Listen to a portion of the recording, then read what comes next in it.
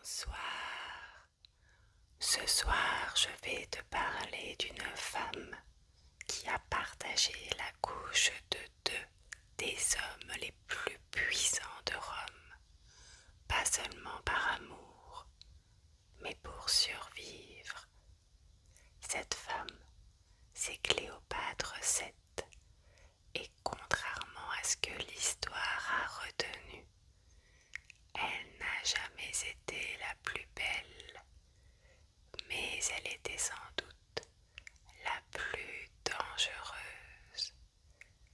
Alors, installe-toi confortablement et laisse-toi porter par le destin de celle qui a joué avec les rois jusqu'à en payer le prix. Nous sommes en -69 avant Jésus-Christ. C'est à ce moment-là que naît Cléopâtre VII dans un royaume qui, en apparence, est encore puissant, mais qui en réalité ne tient plus que sur un équilibre fragile.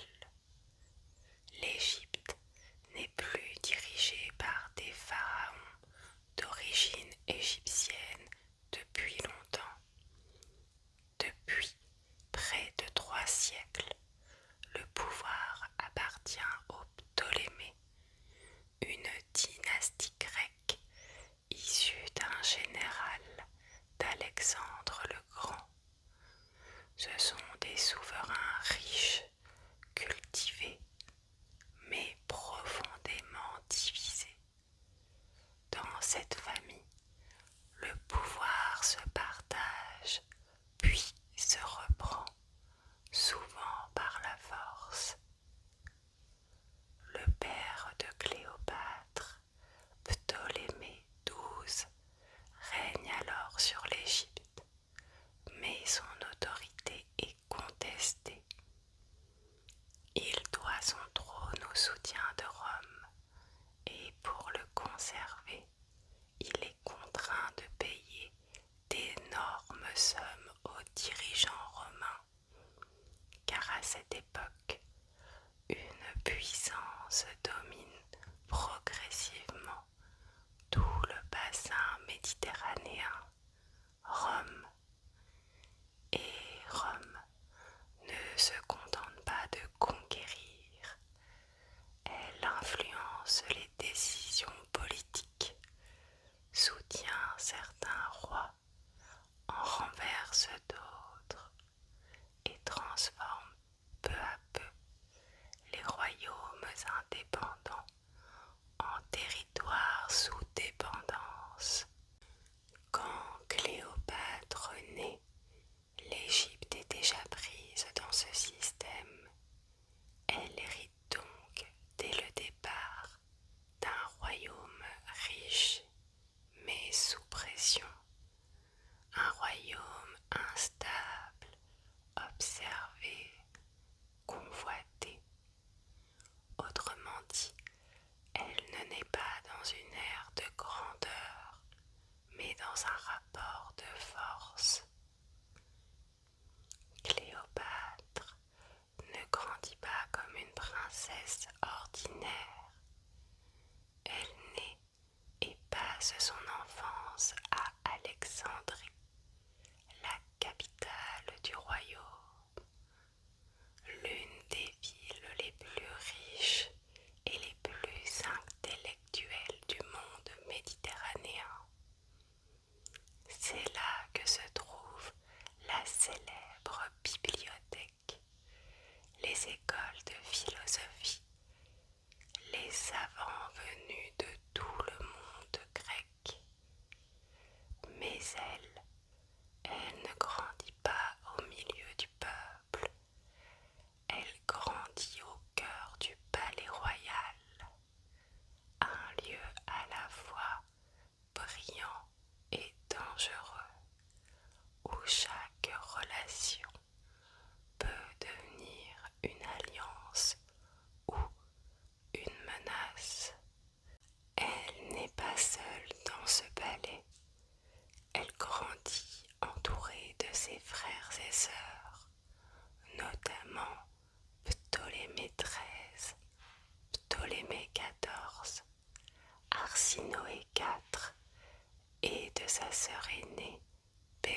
Bérénice IV. Sa mère, en revanche, reste une figure floue pour les historiens. Son identité n'est pas connue avec certitude et elle disparaît très tôt des sources, laissant Cléopâtre grandir dans un environnement où la figure maternelle est absente, ou du moins invisible dans les récits du pouvoir. Contrairement à la plupart des souverains de sa dynastie, elle apprend la langue égyptienne, un choix loin d'être anodin dans une famille qui, depuis des générations, reste culturellement grecque et distante de son propre peuple. Elle étudie aussi les mathématiques, la philosophie, la médecine et surtout la rhétorique. Dans son monde, les mots peuvent sauver une vie ou en condamner mille. Les sources antiques racontent qu'elle parlait plusieurs langues, peut-être jusqu'à 9, et qu'elle possédait une qualité rare chez les dirigeants, une capacité à captiver, non pas en imposant, mais en attirant. Elle savait se faire écouter sans forcer ni crier. Mais cette éducation brillante se construit dans un climat bien plus instable qu'il n'y paraît. Son père, Ptolémée XII, est un roi contesté, dépendant de Rome pour conserver son trône. À plusieurs reprises, il doit quitter l'Égypte pour fuir des révoltes, laissant derrière lui un pouvoir fragile et des tensions permanentes. Pendant l'un de ses exils, sa sœur aînée, Bérénice IV, prend le pouvoir en 58 avant Jésus-Christ et règne sur l'Égypte pendant près de 3 ans. À ce moment-là, Cléopâtre a 11 ans. Puis leur père, Ptolémée XII, revient en 55 avant Jésus-Christ. Soutenu par Rome, il reprend le trône et fait exécuter sa propre vie. Cléopâtre a 14 ans lorsqu'elle assiste à ce renversement. Dans la famille royale, le pouvoir ne se transmet pas simplement. Il se prend souvent par la force, mais aussi à travers des mariages utilisés comme outil de pouvoir. Les mariages entre frères et sœurs ne sont pas une exception, mais une règle politique. Et derrière ces unions, il y a toujours la même question silencieuse. Qui gardera le trône et qui disparaîtra? Les trahisons ne sont pas des accidents. Elles font partie du système. Et c'est dans cet équilibre instable que Cléopâtre grandit. En 51 avant Jésus-Christ, après plus de 20 ans de règne instable, Ptolémée XII meurt, probablement de maladie. Cela fait environ 4 ans que Cléopâtre a assisté à l'exécution de sa sœur Bérénice et le pouvoir revient génération suivante. Cléopâtre VII devient alors reine aux côtés de son jeune frère Ptolémée XIII, qu'elle doit épouser selon la tradition. Elle a environ 18 ans, lui à peine 10. Ce partage du pouvoir peut surprendre. Dans la dynastie des Ptolémées, il n'existe pas de règle simple où l'aîné ou un garçon hérite seul du trône. Le pouvoir se transmet souvent à plusieurs membres de la famille, généralement un frère et une sœur, associés dans un mariage politique pour conserver la légitimité dynastique.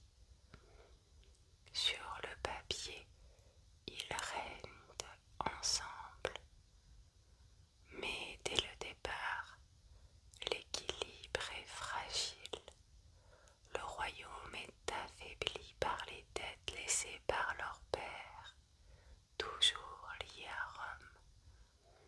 Des tensions économiques agitent Alexandrie et le pouvoir réel se concentre entre les mains des conseillers du jeune roi, notamment le régent Pothin et le général Achillas, car Ptolémée XIII n'a qu'une dizaine d'années.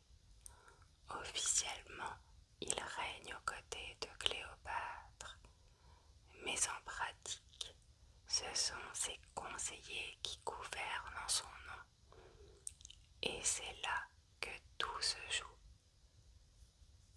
À cette époque, le pouvoir ne repose pas seulement sur un titre, il repose sur ceux qui contrôlent les décisions et les forces armées.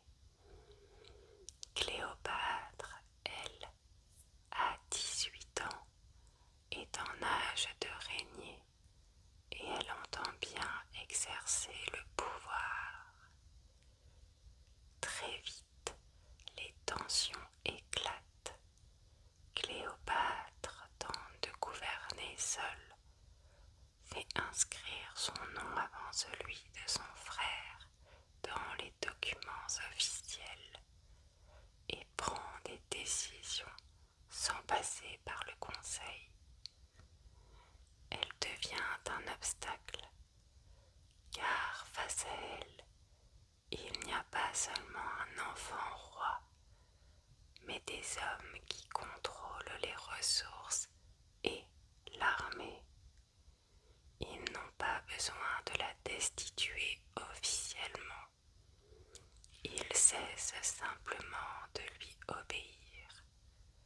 Alors, on l'écarte petit à petit. Vers 49 avant Jésus-Christ, elle est progressivement évincée du pouvoir à mesure qu'elle perd le contrôle. Le danger se rapproche, car dans ce système, une reine écartée peut vite devenir une menace à éliminer. Cléopâtre le comprend. Elle est jeune, mais elle sait déjà lire une situation. Rester, ce serait risquer de tout perdre. Partir, c'est accepter de perdre du terrain pour garder une chance de revenir. Et avant que la situation ne bascule complètement, elle quitte l'Égypte. Elle rejoint la Syrie, un territoire proche, hors de portée de ses ennemis, où elle peut rassembler des forces et préparer son retour avec une ambition intacte et une seule certitude. Ce trône est le sien et elle compte bien le récupérer. Et c'est là que l'histoire prend un tournant presque irréel. En 48 avant Jésus-Christ, Jules César arrive en Égypte poursuivant son rival Pompée.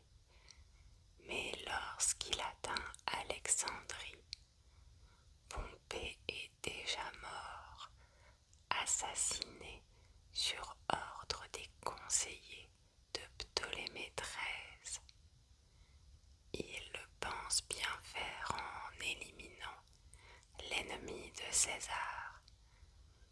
Ils espèrent s'attirer sa faveur, mais c'est une erreur, car Pompée n'est pas seulement un adversaire, c'est un Romain, un ancien allié, un homme que César voulait vaincre lui-même. En le faisant assassiner, il lui retire cette victoire et surtout, ils prennent une décision qui ne leur appartient pas. Aux yeux de César, c'est une faute politique. Alors, il ne se retire pas.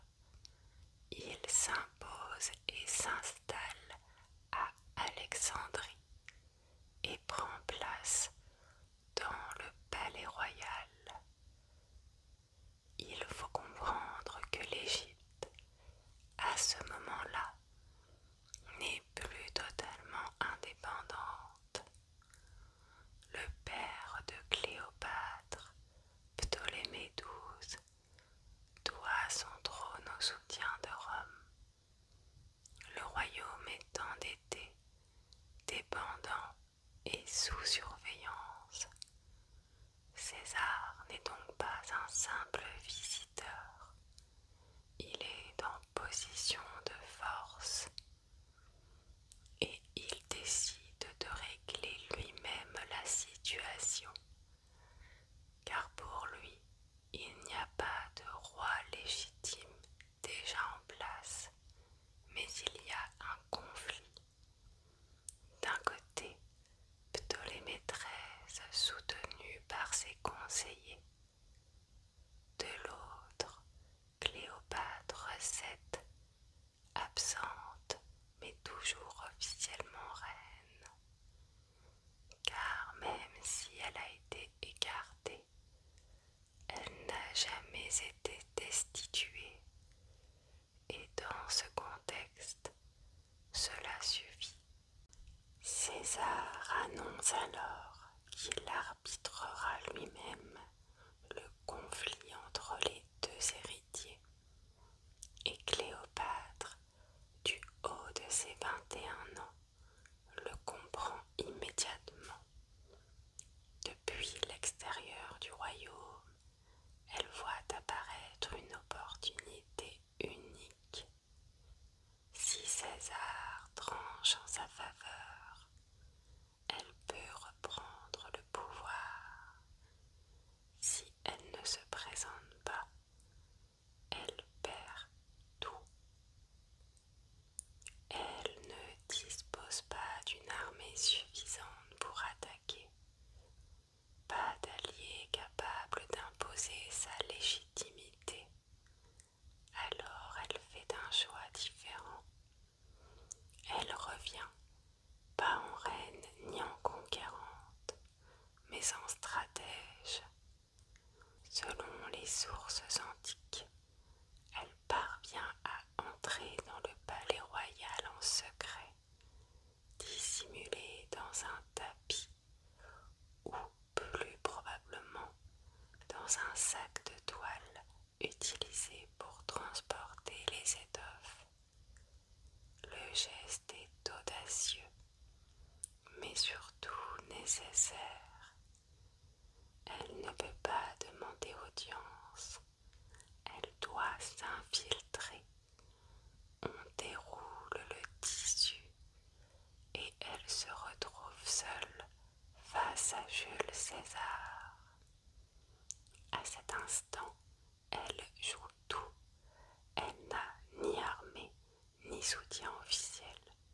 seulement une chose, sa capacité à convaincre l'homme le plus puissant du monde romain. Elle ne lui demande pas de l'aide, mais elle se présente comme la seule capable de gouverner l'Égypte et de garantir sa stabilité aux yeux de Rome. Et à partir de là, l'équilibre bascule. César ne voit pas seulement une reine déchue, il voit une souveraine capable de gouverner dans un royaume dont il a besoin. Et surtout, il voit une femme qui ose venir jusqu'à lui, seule, sans protection, dans un moment où tout peut basculer. Avec le soutien de Jules César, Cléopâtre reprend le pouvoir. Mais rien ne se fait facilement. Sa présence au palais déclenche une crise. Les conseillers de Ptolémée XIII refusent l'intervention de César et la situation bascule en affrontement. C'est le début de ce que l'on appelle la guerre d'Alexandrie. Pendant plusieurs mois, la ville devient un champ de bataille. Le palais est assiégé. Les combats se déroulent dans les rues, dans le port, autour des zones stratégiques.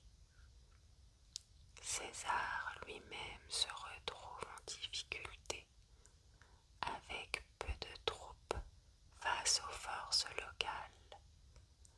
À un moment, il doit même fuir en se jetant dans le port pour échapper à ses ennemis.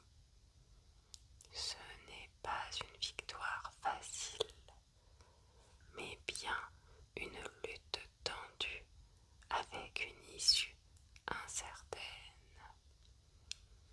Mais progressivement, les renforts romains arrivent.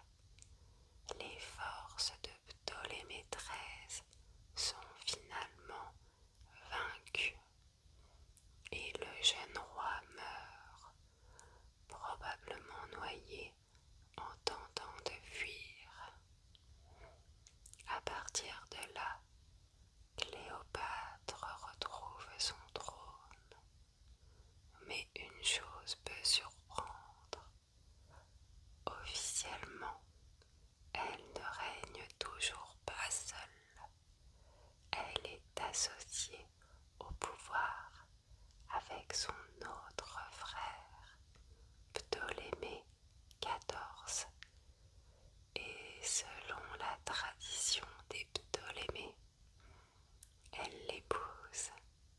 Oui, encore son propre frère. Un mariage qui, aujourd'hui, peut sembler incompréhensible, mais qui, à l'époque, répond à une logique bien précise. Dans cette dynastie, le pouvoir doit rester dans la famille et le couple royal n'est pas seulement politique, il est aussi symbolique. Le roi et la reine incarnent une forme d'unité sacrée, inspirée des dieux égyptiens comme Isis et Osiris, eux-mêmes frères et sœurs. Ce mariage n'est donc pas une exception, c'est une règle. Mais dans les faits, la réalité est tout autre. Ptolémée XIV est encore un enfant de 12 ans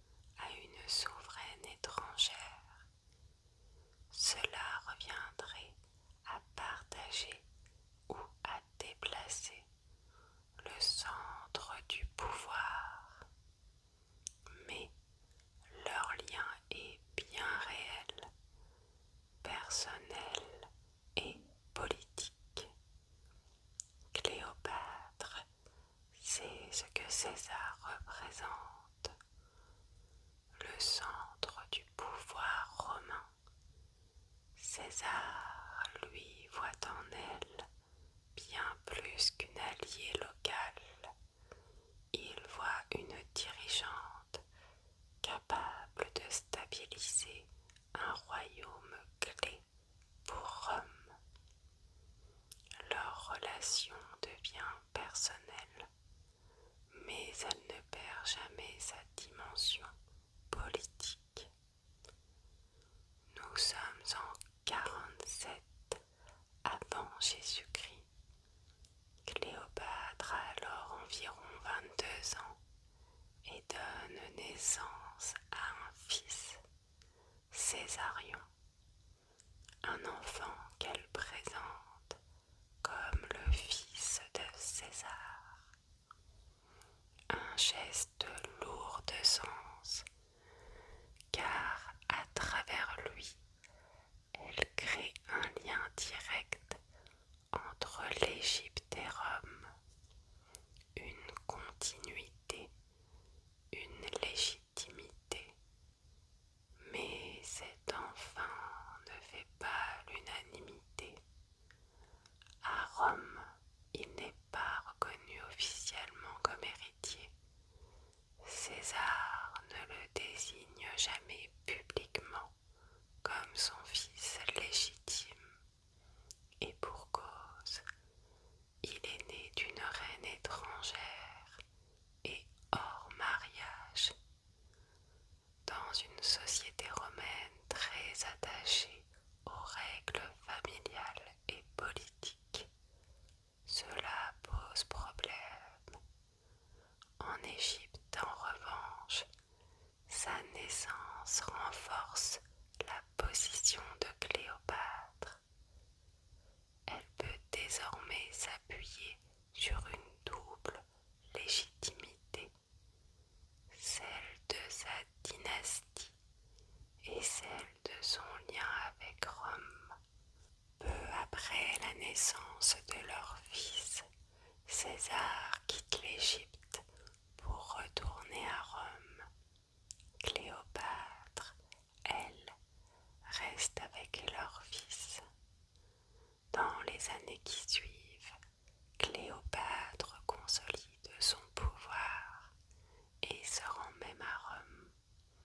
Vers 46 avant Jésus-Christ, elle y séjourne aux côtés de Jules César pendant plus d'1 an, accompagnée de Césarion. Elle ne vit pas au palais officiel, mais dans une villa de César, sur les rives du Tibre. Sa présence ne passe pas inaperçue. À Rome, elle intrigue autant qu'elle dérange. Une reine étrangère, la compagne de César, un enfant présenté comme son fils. Pour certains, c'est une fascination, pour d'autres, une menace, car voir César si proche d'une souveraine étrangère alimente une crainte, celle de le voir s'éloigner des traditions romaines, voire concentrer trop de pouvoir. En Égypte, en revanche, cette relation renforce son image. Cléopâtre n'est pas seulement reine, elle est liée à l'homme le plus puissant de Rome. En 44 avant Jésus-Christ, tout bascule. Jules César est assassiné à Rome, poignardé en plein Sénat par un groupe de sénateurs conspirateurs. En quelques instants, l'homme le plus puissant de Rome disparaît, et avec lui, l'équilibre que Cléopâtre avait construit. Sa mort est brutale. Cléopâtre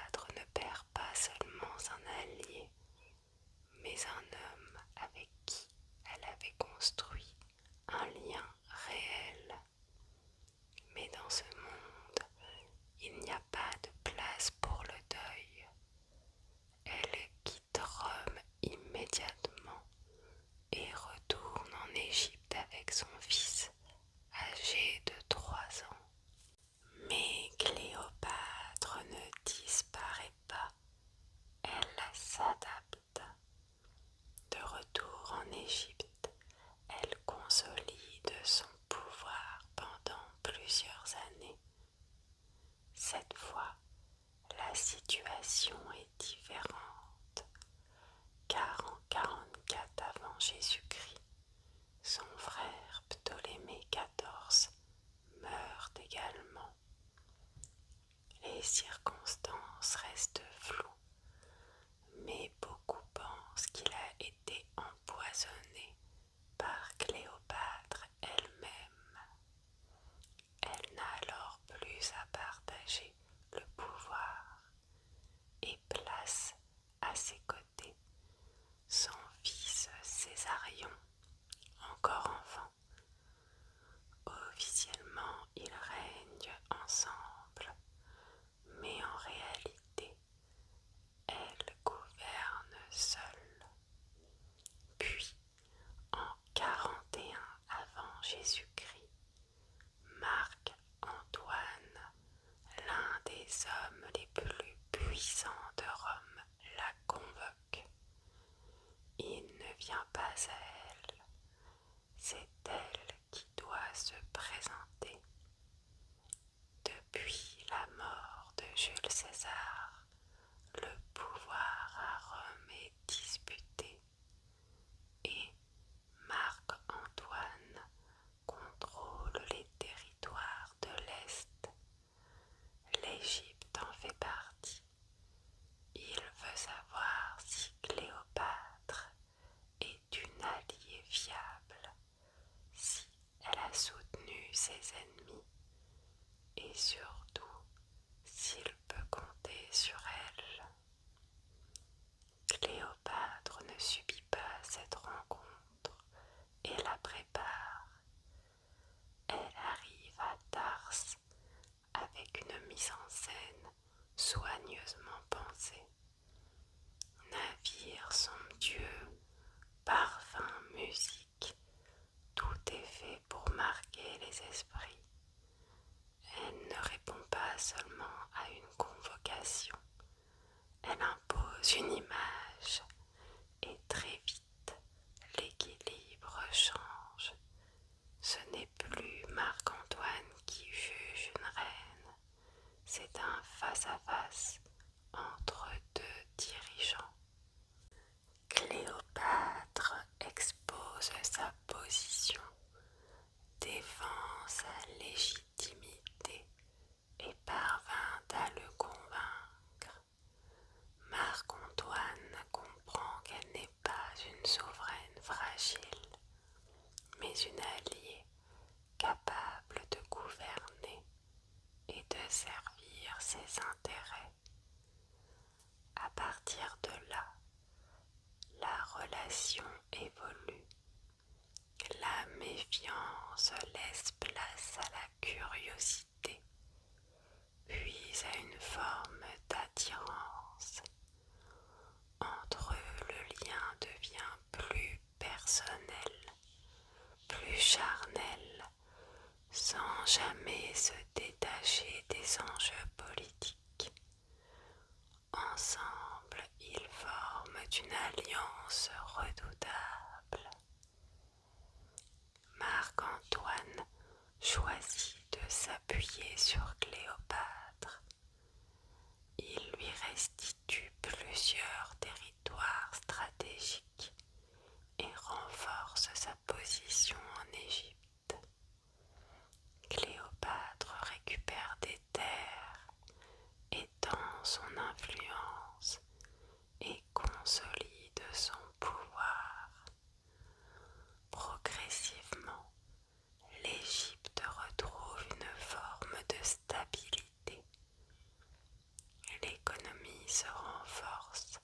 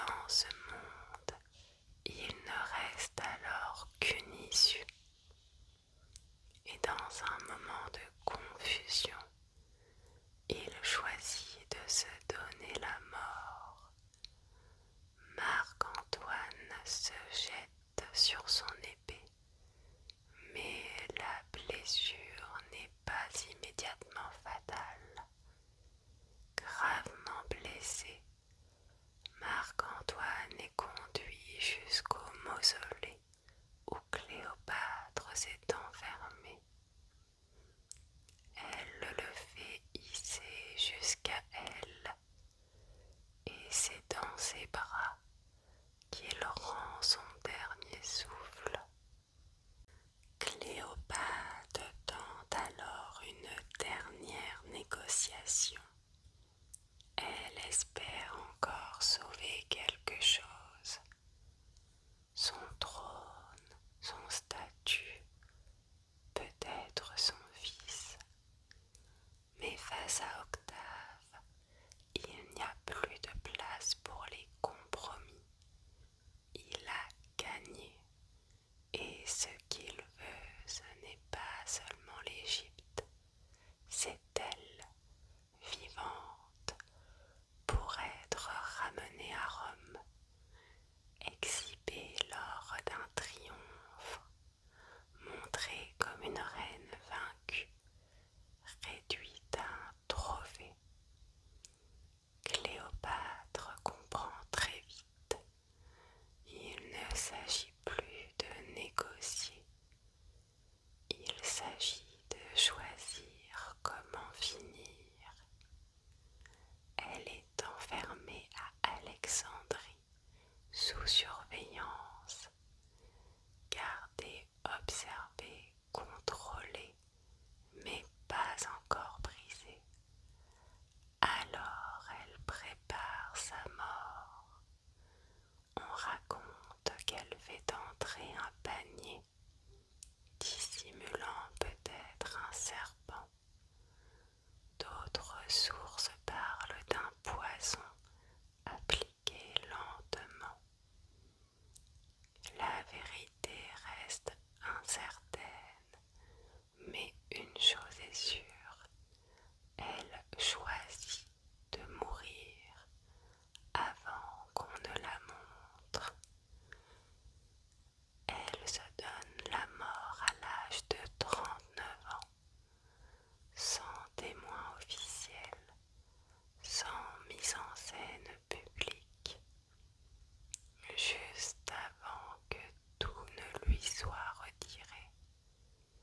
Son fils Césarion a été envoyé loin d'Alexandrie pour être protégé, mais il est retrouvé, capturé et exécuté sur ordre d'Octave.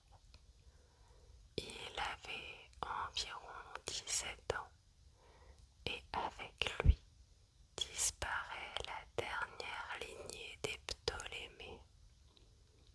Et avec Cléopâtre, ce n'est pas seulement une reine qui meurt, c'est un royaume, c'est l'Égypte indépendante qui disparaît.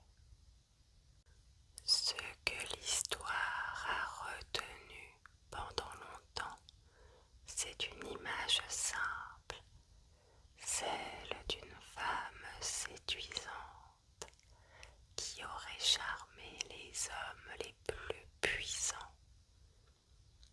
On a réduit Cléopâtre VII à sa beauté, mais les sources antiques racontent autre chose. Elle n'était pas nécessairement la plus belle. Ce qui la distinguait, c'était sa présence, sa voix, sa manière de parler, sa capacité à captiver, à convaincre, sans jamais forcer.